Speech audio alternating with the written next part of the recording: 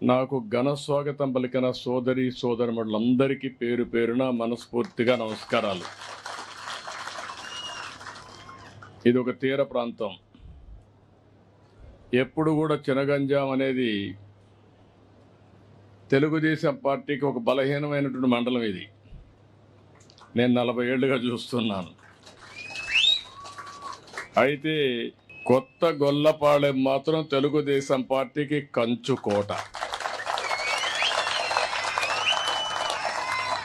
మొన్న కూడా 80% ఓట్లు ఇక్కడ వేశారు. మొట్టమొదటిసారిగా ఈ మండలంలో కూడా మెజారిటీ 5,000 ఓట్లు వచ్చాయి. అంటే గాలి మారతా ఉంది. అందుకే మొన్న మీరు చూసినప్పుడు ఈ రాష్ట్రంలో జరిగిన అరాచకాలను అరికట్టడానికి ఆ రోజు జనసేన అధినేత పవన్ కళ్యాణ్ గారి మిత్రులు, నేను, బీజేపీ ముగ్గురం కలిసి పోటీ చేశాం. ఎప్పుడు కూడా నాకు ఒక నమ్మకం, ఈరోజు ఈ రాష్ట్రంలో తెలుగుదేశం పార్టీ ఇంత బలంగా ఉందంటే దానికి కారణం వెనుకబడిన వర్గాలే కారణం, మీరే కారణం అని చెప్పి మరొకసారి మీ అందరికి విజ్ఞప్తి చేస్తున్నా. ఒకరోజు 2 రోజులు కాదు, 43 సంవత్సరాలుగా తెలుగుదేశం పార్టీ జెండా మోశారు, కష్టపడ్డారు, సైకిల్ గుర్తుకే ఓటేశారు, బెదిరిస్తే భయపడలేదు. అనేక సమస్యలు వచ్చినా ఎదురుడ్డి నిలబడ్డారు. అందుకే నేను ఎంపిక చేసిన గ్రామం కూడా మీరు చూస్తే, నేను ఇలాంటి గ్రామాలు చూడాలి, మీకు ఒక భరోసా ఇవ్వాలి. 43 సంవత్సరాలు పార్టీని ఆదుకున్న మిమ్మల్ని అన్ని విధాల ఆర్థికంగా, రాజకీయంగా, సామాజికంగా పైకి తేవాలనే ఉద్దేశంతోనే నేను ఈ గ్రామానికి వచ్చానని చెప్పి కూడా నేను మీకు తెలియజేస్తున్నా. నేను ఇటీవల కొత్త కార్యక్రమానికి శ్రీకారం చుట్టాను. నెల వస్తే, 1వ తారీఖు వస్తే ఆఫీసర్లు కానీ, రాజకీయ నాయకులు కానీ అందరం కూడా 1వ తారీఖు వచ్చిందనుకుంటాం, జీతాలు తీసుకుంటారు, హ్యాపీగా ఉంటారు. కానీ ఒక నూతనమైన నిర్వచనం ఇచ్చి 1వ తారీఖు వస్తే ప్రజల సేవలో అందరూ ఉండాలని, పేరు కూడా ప్రజాసేవలో అనే పేరు పెట్టి 7 గంటలకు మీ తలుపు దట్టి మీకు డబ్బులు ఇచ్చే కార్యక్రమాన్ని ఏర్పాటు చేశాను. కలెక్టర్ దగ్గర నుంచి, మంత్రి దగ్గర నుంచి, కింది స్థాయిలో ఉండే అధికార యంత్రాంగం, రాజకీయ ప్రతినిధులు అందరూ కూడా మీ దగ్గరికి రావాలి, మీ దర్శనం చేసుకోవాలి. అందుకే నేను ఒక మాట అన్నాను, ప్రజలే ఫస్ట్, అంటే ప్రజలే ముందు, ఆ తర్వాతనే మిగిలినటన్నీ. ఆ నినాదంతో ఇప్పటికి 10వ నెల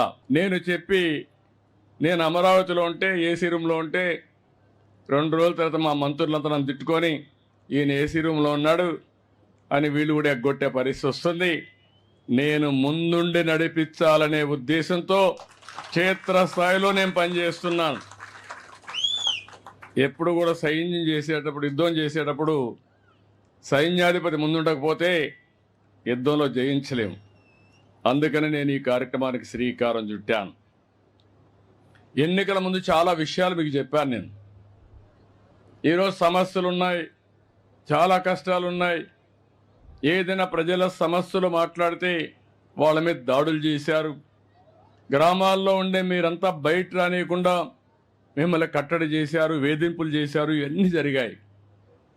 ఆ రోజు నేను ఒక మాట చెప్పింది, మళ్ళీ ఈ రాష్ట్రాన్ని పునర్నిర్మాణం చేసి మీ జీవితాల్లో వెలుగు చూపించే బాధ్యత నేను తీసుకుంటానని ఆ రోజు చెప్పాను. ఆ మాట ప్రకారం ముందుకు పోతున్నాం. నేను వచ్చిన మొట్టమొదటిసారిగా మీరు గుర్తుపెట్టుకోండి, డబ్బులు లేవు, జీతాలు కూడా ఇవ్వగలుగుతామా లేదా నాకే అనుమానం. కానీ ఒక మాట చెప్పాను, ఏప్రిల్ నుంచి పెంచిన పింఛన్ ఇస్తానని చెప్పాను.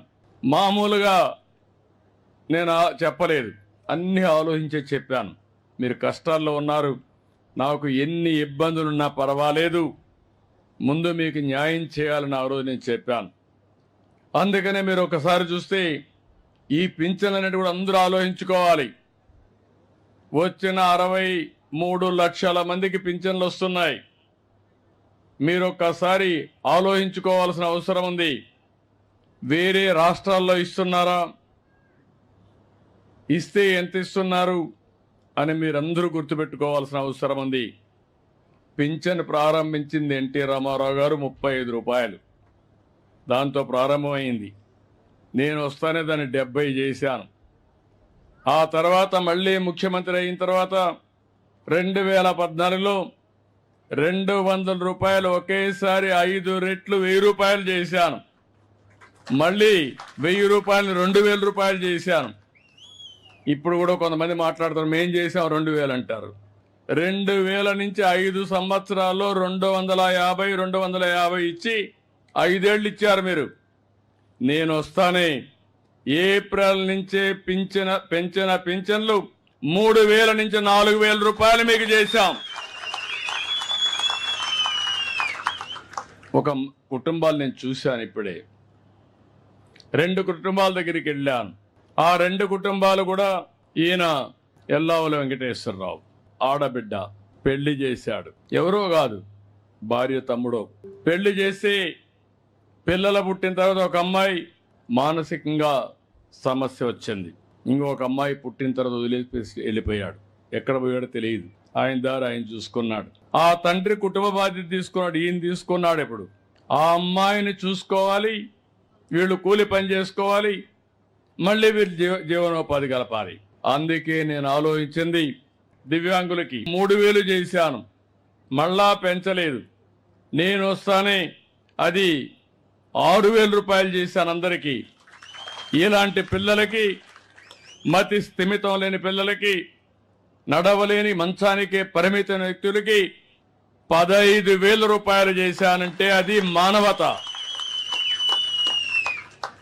ఒకేసారి 5 రెట్లు పెంచాను. ఇప్పుడు ఆ కుటుంబం ఆ డబ్బులతో జీవించే పరిస్థితికి వచ్చారు. ఒక పక్క 4,000 ఇచ్చాను, దివ్యాంగులకు 6,000 ఇచ్చాం.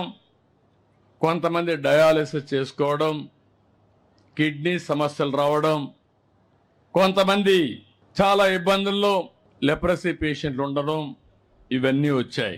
వాళ్ళందరికీ 10,000 రూపాయలు ఇచ్చాను.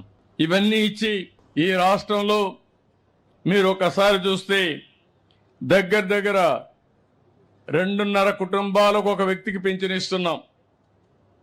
1,50,00,000 కుటుంబాలుంటే 64 లక్షల పింఛన్లు ఇస్తున్నామంటే ఆవరేజ్న 2.5 కుటుంబాలకు ఒక పింఛన్ ఇచ్చిన ఘనత తెలుగుదేశం ప్రభుత్వాన్ని చెప్పి కూడా ఎన్డీఏ ప్రభుత్వాన్ని. అది కూడా మీరు ఒకసారి చూస్తే మీ ఆదాయానికంటే సమానంగా ఒకసారి ఎక్కువ ఆదాయం వచ్చే పరిస్థితి వచ్చింది. 4,000 అంటే 12 × 4 48,000. మీ ఎకరా సేద్యం చేసి ఎంత వస్తుందో ఆలోచించండి. సంవత్సరం మొత్తం కూలి చేసినంత రాదు. అలాంటిది నేను ఆలోచించింది పేదవాళ్ళకు అండగా ఉండాలనే ఉద్దేశంతో ఈ కార్యక్రమానికి శ్రీకారం చుట్టాం. ఈ ఒక్క కార్యక్రమంలో 33,100 కోట్ల రూపాయలు ఖర్చు అవుతుంది. భారతదేశంలో ఎక్కడా లేదు. ఒకప్పుడు బటన్ నొక్కారన్నారు, మీ బటన్లన్నీ నా పింఛన్తో సమానం అని చెప్పి మరొక్కసారి మీకు అందరికీ తెలియజేస్తున్నా. ఇంకో పక్కన మీరు ఒకసారి చూస్తే నెలకు 2,722 కోట్ల రూపాయలు మీ ఇంట్లోకి వస్తుంది నెల అన్ని గ్రామాల్లో. కొంతమంది పింఛన్ తీసుకోవడానికి బయట పోతారు, ఏదో కూలి పనులకో బంధువుల ఇంటికి వెళ్ళిపోతారు. వాళ్ళు మళ్ళీ నెల పింఛన్ కోసం రావాలి. రాకపోతే ఇచ్చే పద్ధతే లేదు. అందుకే నేను ఆలోచించాను, అలాంటి వారికి ఒక నెల రాకపోతే 2వ నెల తీసుకోండి, 2 నెలలు రాకపోతే 3వ నెల కూడా తీసుకునే అవకాశం ఇచ్చాను. ఈరోజు మీరు చూసినప్పుడు దగ్గర 2 నెలలు తీసుకున్న వాళ్ళు 93,324 మంది ఉన్నారు. నేను మిగలబెట్టుకోవాలంటే 76 కోట్లు మిగులుతుంది నెలకి.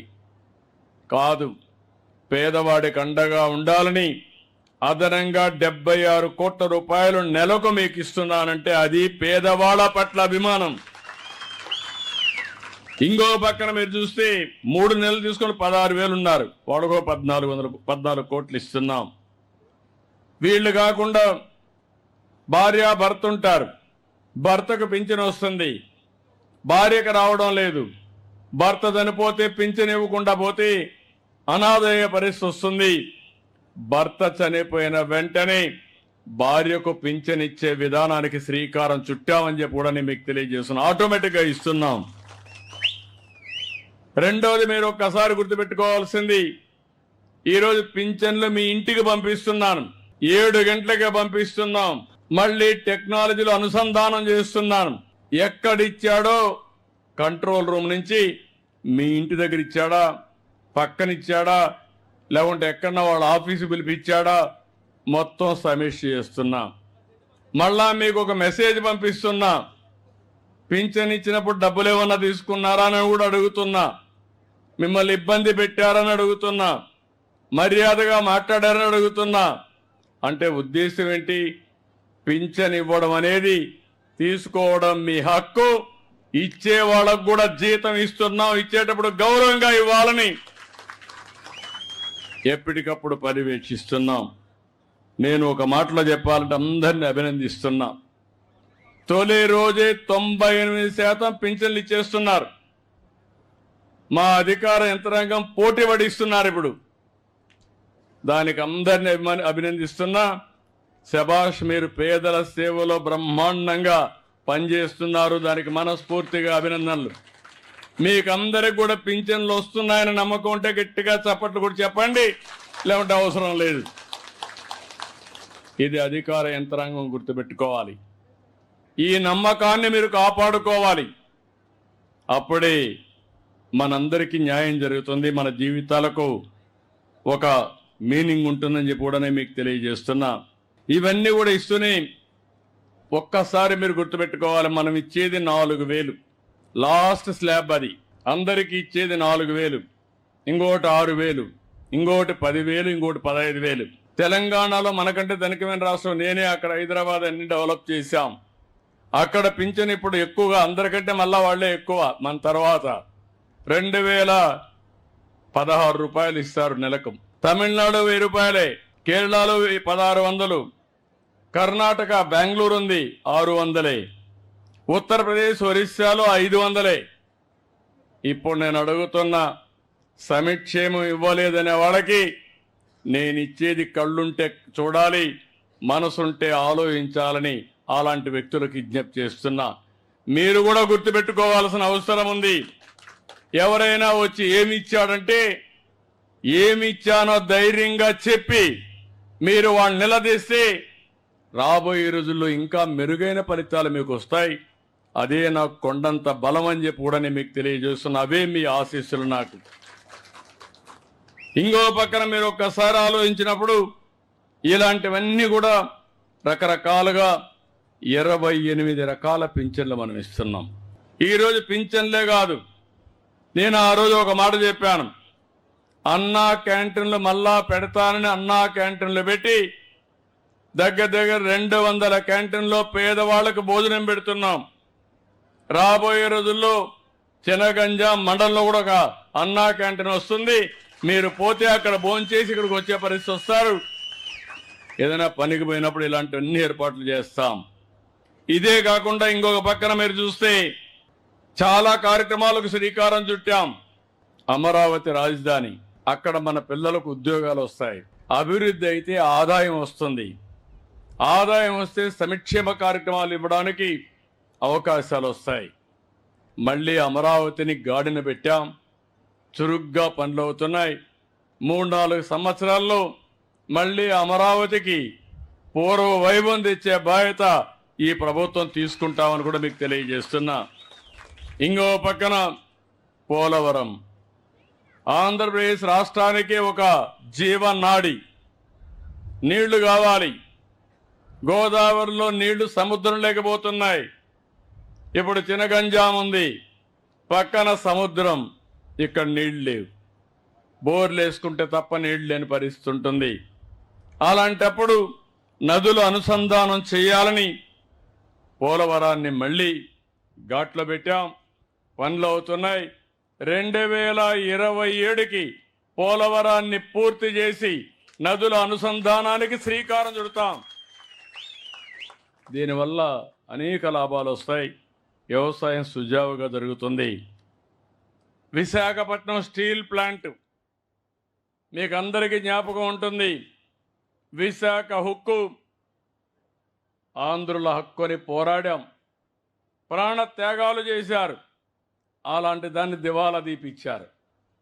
దివాలా తీపిస్తే ప్రైవేటైజ్ చేస్తామంటే ఇది కరెక్ట్ కాదని అడిగాను. కేంద్రంలో ఉండే బీజేపీ, తెలుగుదేశం, జనసేన కలిసి పనిచేశాం. దీనివల్ల వచ్చిన వెంటనే దగ్గర 11,000 కోట్ల రూపాయలు అదనంగా డబ్బులు ఇచ్చారు. నేను కూడా ముందుకు వచ్చాను. అవసరమైతే నా ప్రజల కోసం ప్రతి నెల 100 కోట్ల రూపాయలు చొప్పున 2 సంవత్సరాలు కరెంటు ఛార్జీకి దాన్ని ఈక్విటీ కింద కన్వర్ట్ చేసుకొని నేను ఉచితంగా ఇస్తానని నేను ముందుకు వచ్చాను. నీళ్లు, కరెంటు ఉచితంగా ఇస్తున్నాను. ఇప్పుడు మీరు చూస్తే 10వ నెల విశాఖపట్నం స్టీల్ కూడా ఘాట్లో పడింది. అంటే పరిపాలన ఎప్పుడు కూడా సమర్థవంతంగా చేస్తే ఏదైనా దాన్ని బాగు చేసే అవకాశాలు వస్తాయి. విశాఖపట్నానికి రైల్వే జోన్ వచ్చింది. ఒకప్పుడు రోడ్లు చూశారు, గుంతలు పడిపోయి ఎవరన్నా బయట పోతే నడివిరిగిపోతుంది. ఎవరన్నా డెలివరీకి పోవాలంటే హాస్పిటల్కి పోయే పని లేకుండా మధ్యలోనే డెలివరీ అయిపోయే పరిస్థితి వచ్చి ఉంటుంది.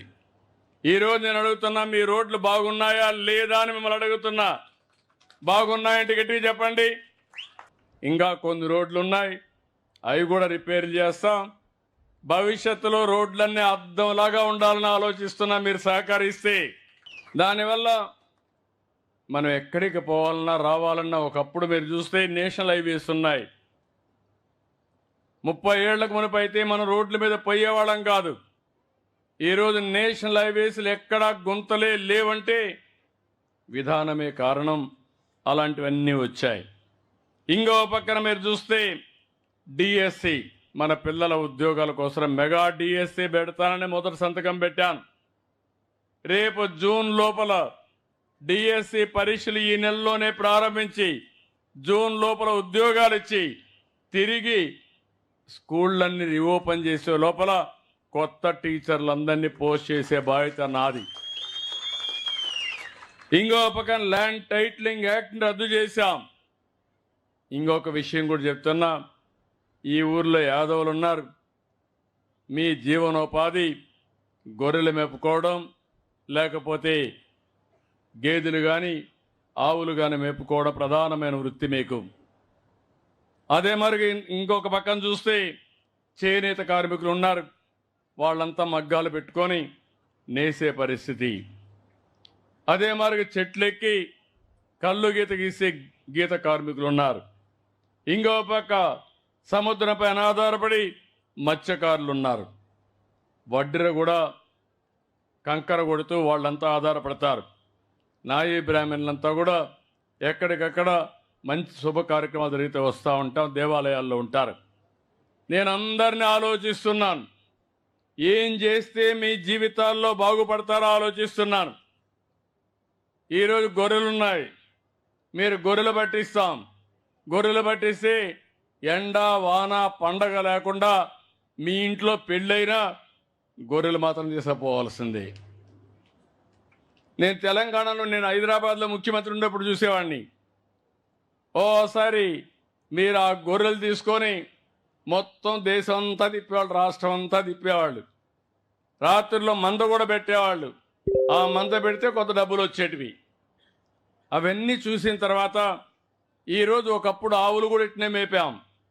ఇప్పుడు ఆవులు బయట తీసుకుపోయే పని లేదు, ఇంటి దగ్గరనే గడ్డేయగలుగుతున్నాం. దానా ఇంటి దగ్గరనే వేస్తాం.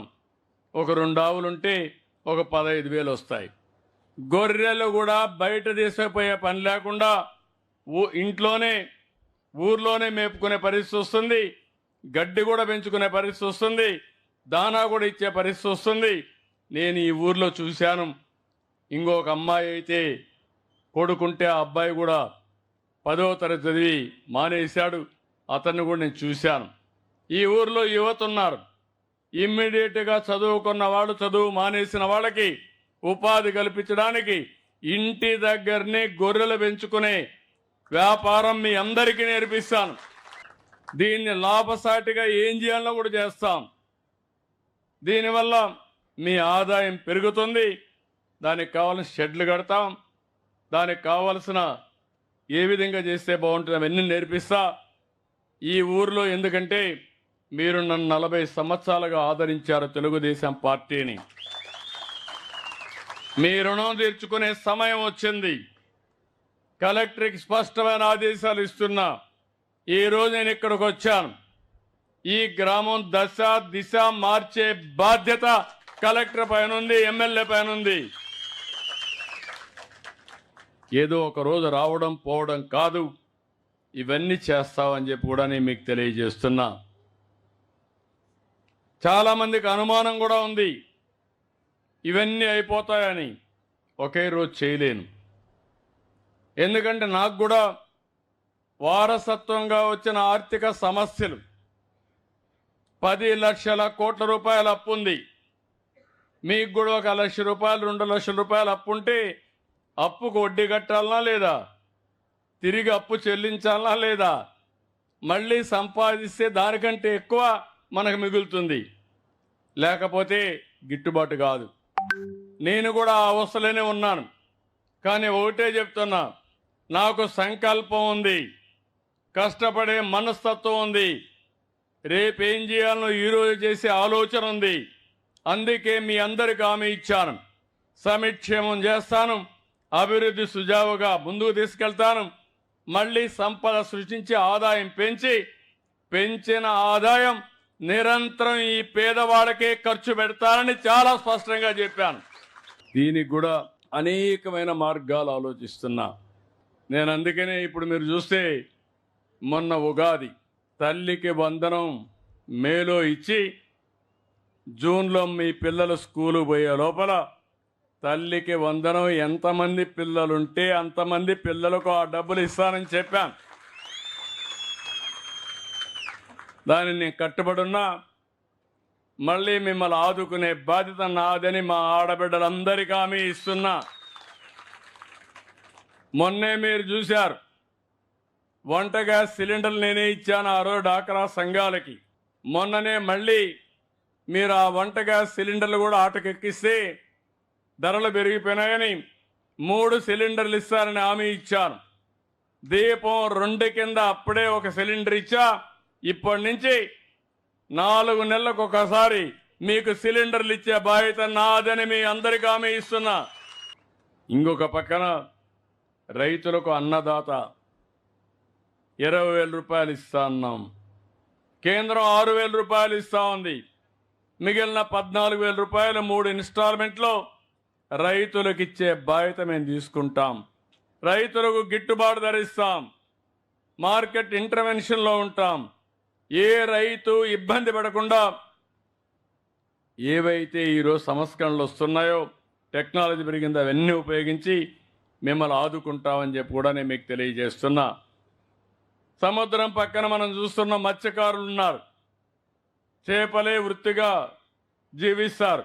మేలో జూన్లో మళ్ళా చేపలు పెరగాలనే ఉద్దేశంతో వేటను నిషేధించారు. అందుకే వాళ్ళందరికీ ఇంటింటికి 20,000 రూపాయలు ఇస్తానని చెప్పాం. ఏప్రిల్లో ఇస్తామని చెప్పి కూడా నేను మీకు తెలియజేస్తున్నా. ఇలాంటి కార్యక్రమాలతో మనం ముందుకు పోతున్నాం. ఇవన్నీ చేస్తున్నాయి. ఈరోజు నేను ఊరు కూడా చూశాను. ఈ ఊర్లో డేటా చూస్తే చాలా వరకు 996 మంది జనాభా ఉన్నారు ఊర్లో.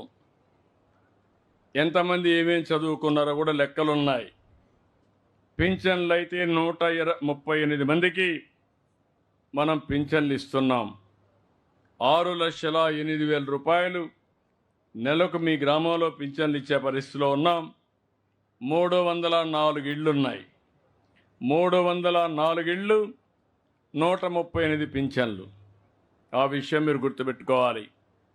అందుకే నేను అన్నాను, ఆవరేజ్ రాష్ట్రంలో 2.5 ఇంటికి ఒక్కొక్కరికి పింఛన్ ఇస్తున్నామని చెప్పాను. ఇంకో పక్కన మీ ఊర్లో చాలామంది వ్యవసాయం పైన ఆధారపడుతున్నారు, కూలి పనులు చేసుకుంటారు. కొంతమంది ఆటోలు అయితే 50-60 రూపాయలు ఖర్చు పెట్టి 40 కిలోమీటర్లు పనిచేసి మళ్ళా తిరిగి వస్తారు. అంటే 40 కిలోమీటర్ల పని కోసం పోతున్నారంటే ఈ ఊర్లోనే పని కల్పిస్తే మీరు ఎంత ఆనందంగా ఉంటారో మనం ఆలోచించాల్సిన అవసరం ఉంది. దానికోసం శ్రీకారం చుట్టాల్సిన బాధ్యత ఈ ప్రభుత్వం పైన ఉందని చెప్పి కూడా నేను మీకు తెలియజేస్తున్నా. ఇప్పుడే నేను సెల్ఫ్ హెల్ప్ గ్రూపులు కూడా చూశాను. కొంతమంది అయితే పచ్చళ్ళు చేస్తున్నారు. పచ్చళ్ళు చేసి నేను ఓఎన్డీసీ అనే ఒక ప్లాట్ఫామ్ పెడితే అందులో ఆర్డర్ తీసుకొని విదేశాలకు కూడా ఎగుమతి చేసే పరిస్థితికి వస్తున్నారు. ఇది ఒక వినూత్నమైన కార్యక్రమం. చీరలు నేసే వాళ్ళని చూశాను. తిండి పదార్థాలు, చిరు పదార్థాలు, తిరుదిండ్లు చేసేవాళ్ళని చూశాను. ఇంకొకరైతే పిల్లల్ని డాక్రా సంఘాలు ఈ మ్యూజిక్ ఇవన్నీ పెట్టి ఇవి చేసే పరిస్థితి. కొంతమంది టెంట్ పెట్టి ఇవన్నీ ఏదైనా మీటింగ్లు వస్తే మరి టెంట్లు వేసే పరిస్థితి కూడా వచ్చారు. అంటే మనం అందరం ఒకటి గుర్తుపెట్టుకోవాల్సిన అవసరం ఉంది. ఈ ప్రభుత్వం ఆలోచించేది ప్రతి ఒక్కరికి పని కల్పించాలని.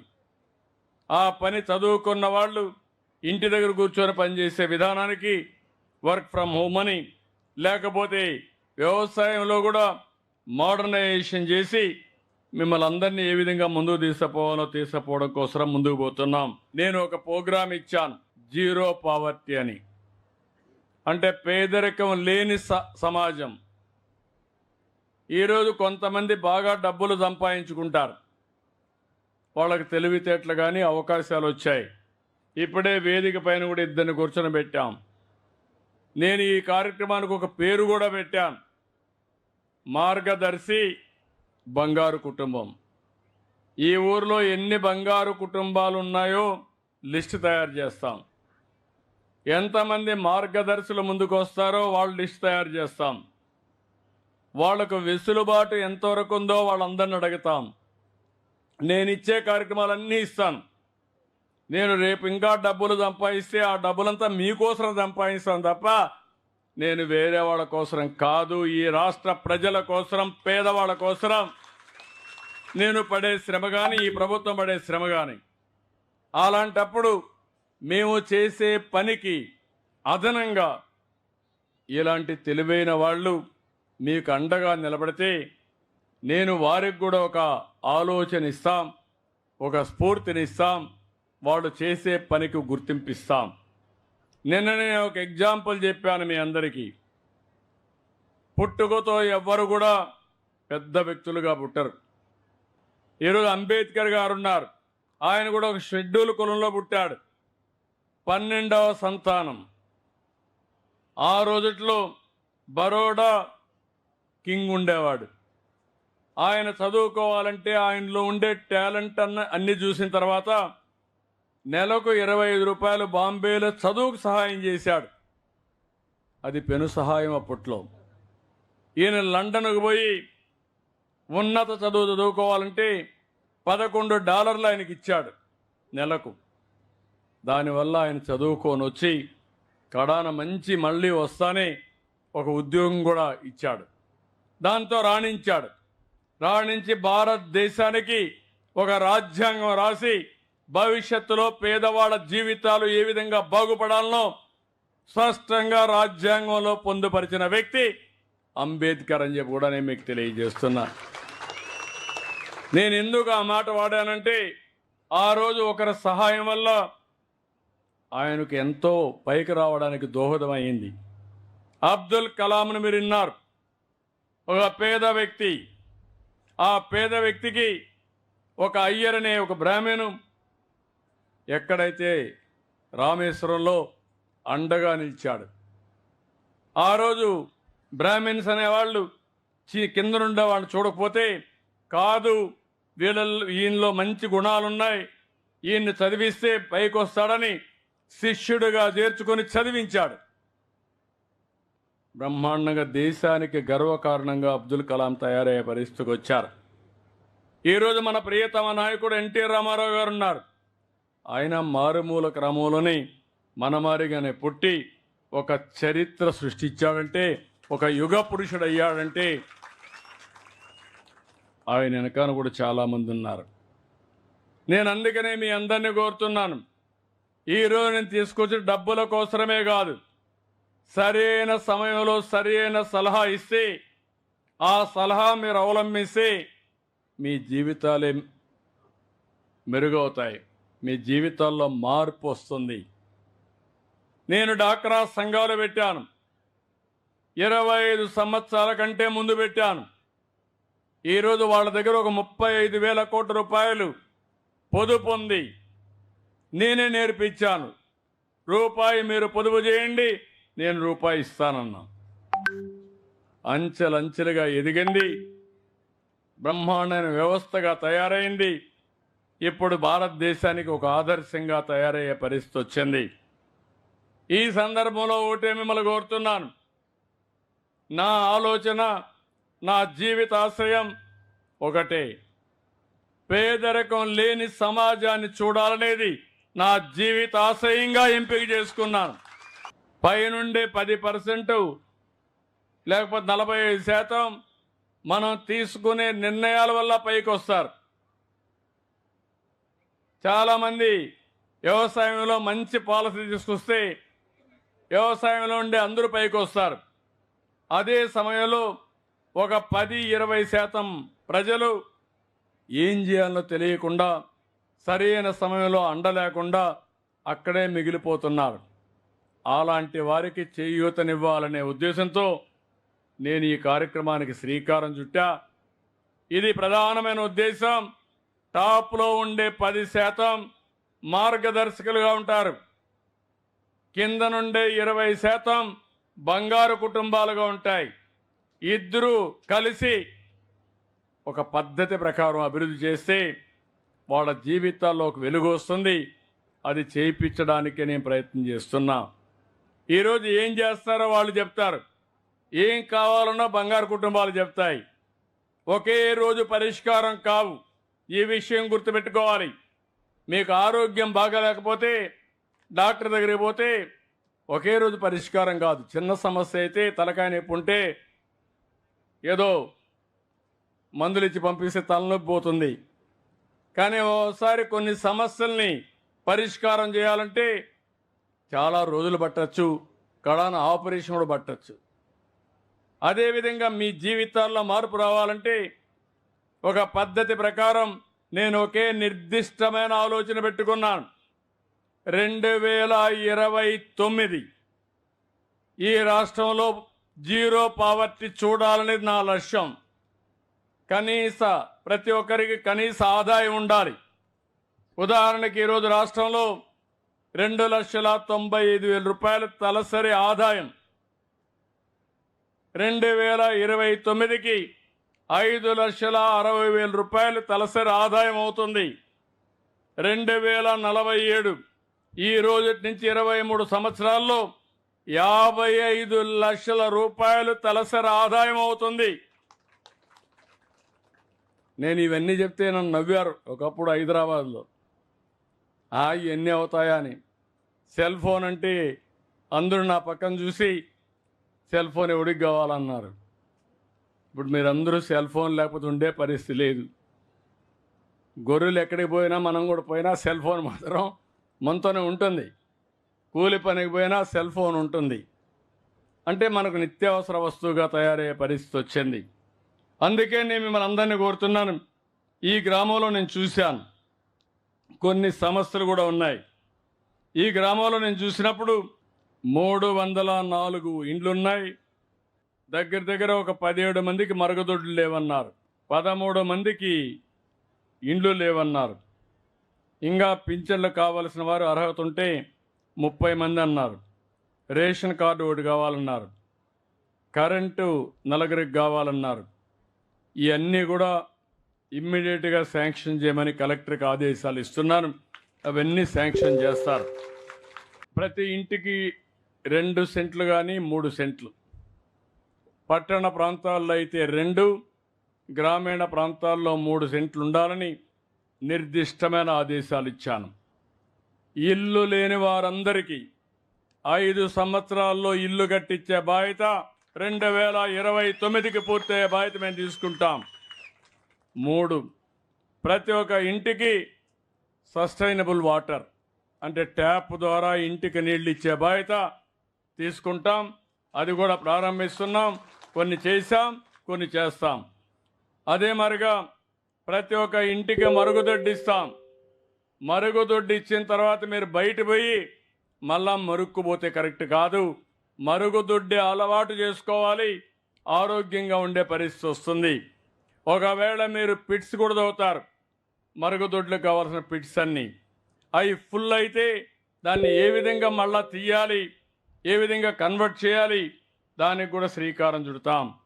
ఇంకో పక్క మీరు ఒకసారి చూస్తే ప్రతి ఒక్క ఇంటికి కరెంట్ ఇచ్చాం. ఇప్పుడే కలెక్టర్కి ఊరు ఆదేశాలు ఇస్తున్నాను. నాకు ఒక నిర్దిష్టమైన టైం ప్రకారం 2 కిలోవాట్స్ కరెంటు అంటే 60,000 రూపాయలు ఉచితంగా ఇస్తాం. మీరు బీసీలు కాబట్టి ఇంకొక 20,000 ఇమ్మన్నాను. దానికి ఎంత అవుతుందో మిగిలింది పెట్టుకుంటే మీ అందరి ఇండ్లకు ఇంకా రాబోయే రోజుల్లో కరెంటు ఛార్జీలు కట్టకుండా తిరిగి కరెంట్ ఇస్తే మీకు ఆదాయం వచ్చే పరిస్థితి వస్తుంది. గ్యాస్ కనెక్షన్లు అందరికీ ఇచ్చాం. పేదవాళ్ళందరికీ 3 సిలిండర్లు ఉచితంగా ఇస్తాం. ఇంటింటికి ఇంటర్నెట్ కూడా ఇమ్మంటున్నాను. మీరు ఇంటి దగ్గర కూర్చొని ఏమైనా ఫోన్లు చేసుకోవాలంటే సులభంగా టీవీ కానీ ఇంటర్నెట్ కానీ చూసుకోవడానికి ఇది కూడా ఇస్తామని చెప్పి నేను మీకు తెలియజేస్తున్నా. ఈ గ్రామంలో డ్రైన్స్ అన్నీ పూర్తి చేసేయండి. నాకు మొత్తం సచివాలయం ఒక యాక్షన్ ప్లాన్ తయారు చేసి కమ్యూనిటీ ఇన్ఫ్రాస్ట్రక్చర్ మొత్తం నేను చెప్పినటువంటి ఇంటి జాగా, ఇల్లు, toilet, tap connection, gas, internet, electricity with solar, ఈ సచివాలయాన్ని ఒక మోడల్గా తీసుకొని 100% స్టాచ్యురేషన్కి ఇంటిపైన కరెంటు తీసుకొచ్చే బాధ్యత మీరు చేయండి. రూఫ్ టాప్ సోలార్ పెట్టేసేయండి. దానివల్ల ఈ గ్రామం ఒక ఆదర్శం అవుతుంది. ఒక రికార్డ్ టైంలో పూర్తి చేయమని కోరుతున్నా. అదే మరి ఈ గ్రామం మొత్తం తీసుకొని మీ సచివాలయం, సీసీ రోడ్స్ అన్నీ పూర్తి చేయండి. డ్రైన్స్ కూడా పూర్తి చేయండి. స్ట్రీట్ లైట్స్ అన్నీ పూర్తి చేయండి. ఇక్కడ చెత్త కలెక్ట్ చేసిన తర్వాత దాన్ని కన్వర్ట్ చేసే కేంద్రం లేదు, దాన్ని కూడా పెట్టి దాన్ని కూడా పూర్తి చేయండి. వేస్ట్ మేనేజ్మెంట్ కానీ ఈ 2 కూడా చేయండి. దీన్ని ఒక ఆదర్శంగా మీరు నాకు ఒక టైం బౌండ్ ప్రోగ్రాం పెట్టుకొని పూర్తి చేయండి. మళ్ళీ నెలవారీగా రిపోర్ట్ తెప్పిస్తా. అన్నీ పూర్తయ్యే వరకు నేను అండగా మీకుంటానని చెప్పి నేను మీకు తెలియజేస్తున్నా. ఇంటికి కావలసిన 7 అవసరాలు ఇస్తున్నాను. ఊరికి కావలసిన అన్ని అవసరాలు తీరుస్తాం. స్కూల్ బిల్డింగు, కమ్యూనిటీ బిల్డింగ్లు అన్నీ వచ్చేస్తాయి. నేను ఇప్పుడే చూశాను, మీ ఊర్లో దేవాలయం కట్టారు, బ్రహ్మాండంగా కట్టారు. మీ ఊర్లో ఉండే పెద్ద గొల్ల అక్కడ పూజ చేసి నన్ను మనస్ఫూర్తిగా ఆశీర్వదించాడు, కొబ్బరికాయ కొట్టించాడు. ఆయన ఆశీస్సులు తీసుకొని నేను ఇక్కడికి వచ్చాను, దేవుడు ఆశీస్సులు తీసుకొని. దేవాలయం బ్రహ్మాండంగా కట్టారు. ఎట్లా కట్టారంటే మీ దగ్గర డబ్బులు వేసుకున్నారు, దాతల దగ్గర డబ్బులు తీసుకున్నారు. దేవాలయాన్ని మాత్రం, దేవుణ్ణి మాత్రం బ్రహ్మాండంగా చూసుకొని ఎమ్మెల్యే డబ్బులు కూడా కొంత ఇచ్చాడు, సహకరించాడు. అందరూ కలిసి బ్రహ్మాండమైన దేవాలయం కట్టారు. దేవాలయం అయింది, ప్రజలే దేవుళ్ళు. మీ దేవాలయాన్ని కూడా, మీ ఇల్లును కూడా బాగు చేసే బాధ్యత మాదని మీ అందరికీ విజ్ఞప్తి చేస్తున్నా. ఆ దేవాలయాన్ని కట్టడానికి 10 మంది సహకారం తీసుకున్నాం, అవునా కాదా? కట్టినాక ఈరోజు మీకు అందరికీ ఆనందంగా ఉందా లేదా? వాళ్ళందరికీ మీరు కృతజ్ఞతగా ఉన్నారా లేదా? అదే నేను ఆలోచిస్తున్నా. ఈ పేదవాళ్లే దేవుళ్ళు, సమాజమే దేవాలయం. ఇది చెప్పింది నందమూరి తారక రామారావు గారు. అందుకే నేను ఆలోచించేది 2029కి జీరో పావర్టీ, పేదరికం లేని సమాజం. ఆ తర్వాత మెరుగైన జీవన ప్రమాణాలకు మళ్ళీ పెంచుతాం. దాని తర్వాత బెస్ట్ లివింగ్ స్టాండర్డ్స్ ఇవ్వడానికి ఏమేం చేయాలో చేసుకుంటా పోతాం. నా ఉద్దేశం ఒకటి, సంపద అనేది కొంతమందికి పరిమితం కాకూడదు. అవసరమైన ప్రతి ఒక్కరికి ఆ సంపద ఉండాలి. మీ జీవన ప్రమాణాలు మెరుగ్గా ఉండాలి. మీ పిల్లల్ని బాగా చదివించాలి.